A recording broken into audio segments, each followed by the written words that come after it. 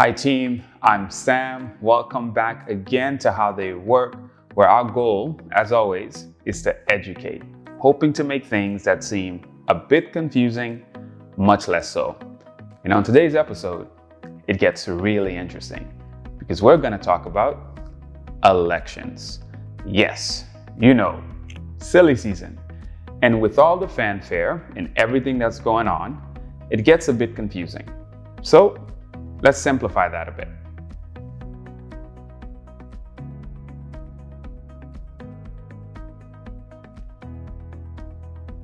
An election is a process where voters, some of you, get an opportunity to choose who you'd like to represent you. In the TCI, elections are how voters decide who become members of our legislature. Yep, the House of Assembly.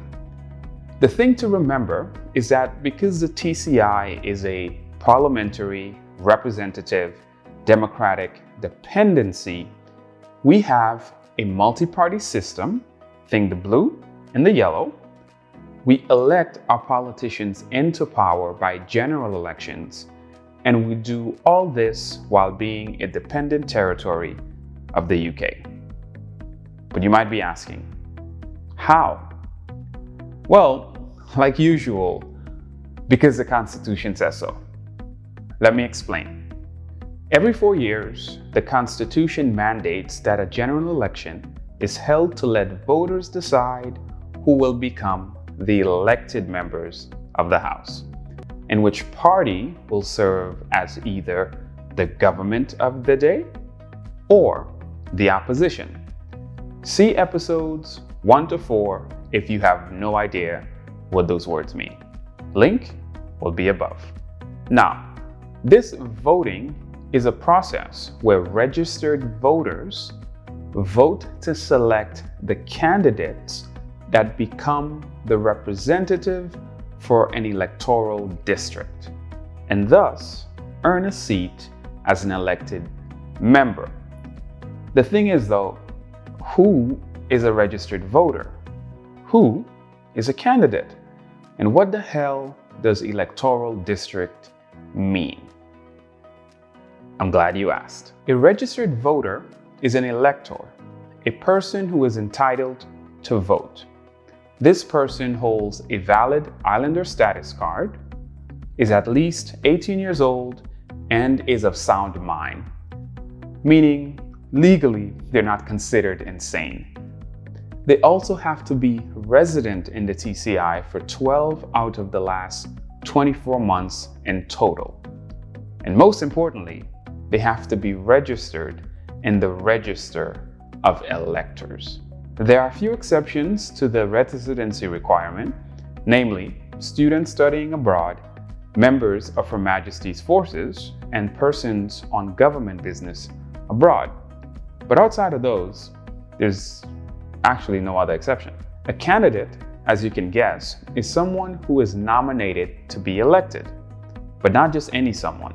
They must be at least 21 years old, a Turks and Caicos Islander, meaning they hold a valid Islander status card, and they've been resident in the TCI for a total of 12 out of the last 24 months before the date that they're officially nominated.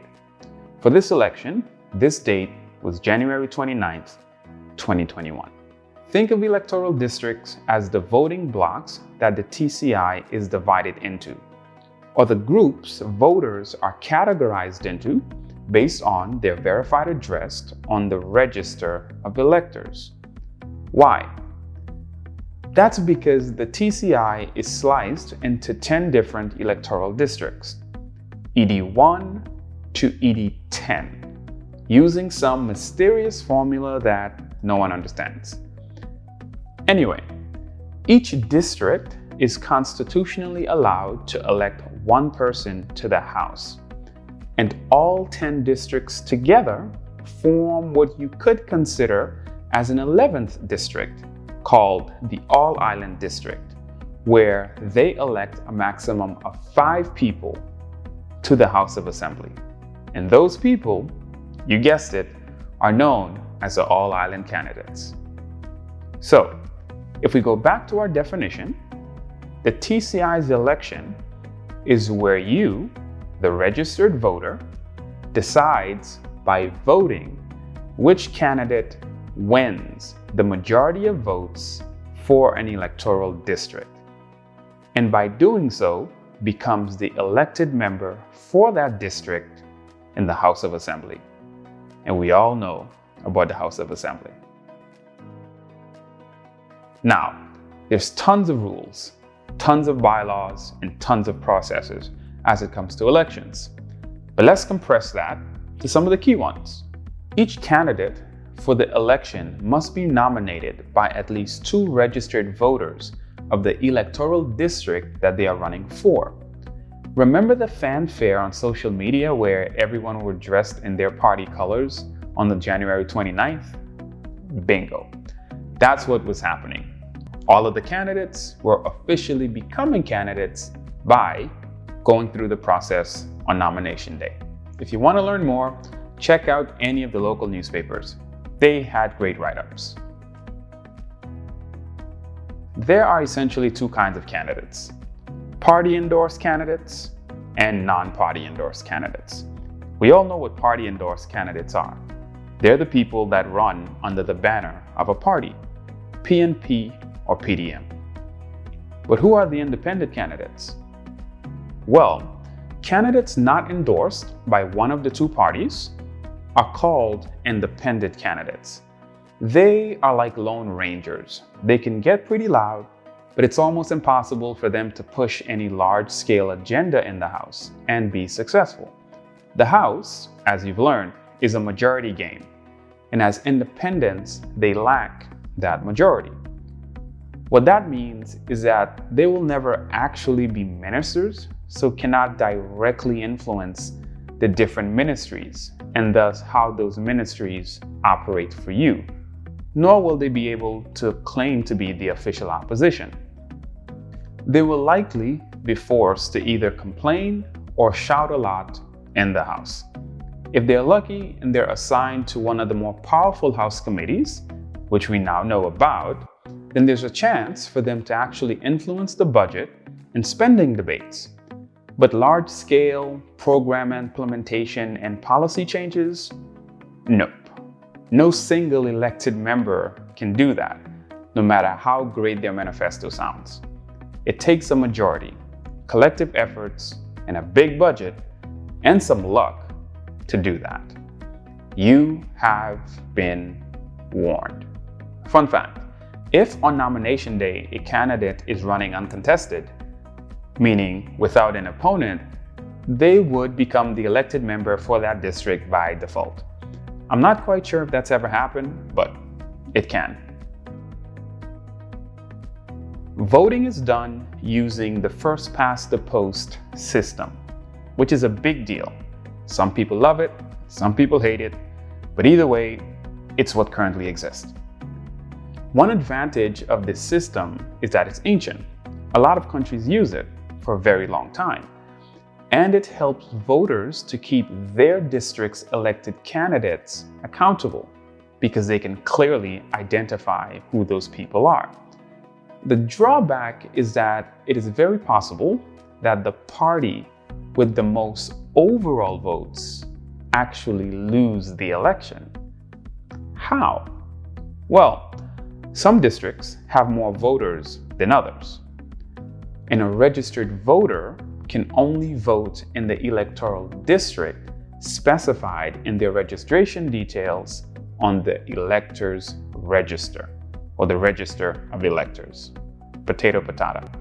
For example, if the electors register specifies ED1 as your district, you can only vote at the polling station in that district for that district's candidates, not ED2 or ED3's candidates. Thus, even if a party wins the larger districts, thereby getting the most overall votes, they can still lose the election if the other party wins more of the available district seats. But you might be thinking, Sam, if that's the case, what about all of the all-island candidates. Why do they matter? Well, each elector can also vote for up to 5 candidates that are running as all-island candidates, because there's 5 all-island seats available in the House. And as we said at the beginning, the entire Turks and Caicos, all of the districts put together, form that all-island district. Finally, the election is won by the party with the most members elected to the House. For example, the party that won the most electoral district seats, and they form the government of the day, and the leader of that party becomes the premier. So no, you do not get to directly vote for the premier. The party decides that. Okay, and that, in a nutshell, is the elections. But why does this matter? Why does voting and knowing any of this matter? Well, it's easy to complain and blame the issues that we face as a country on our politicians. Poor infrastructure, high cost, insufficient funding. But the truth is, we often completely ignore the part those who can vote play in the issues we experience. Not voting contributes to our issues equally as much as voting for the wrong person or voting party only. Why does one vote matter? Easy. All of our lives are impacted, and you can do something about it. So on the 19th, head out there and vote. Thanks for watching, and remember, stay informed.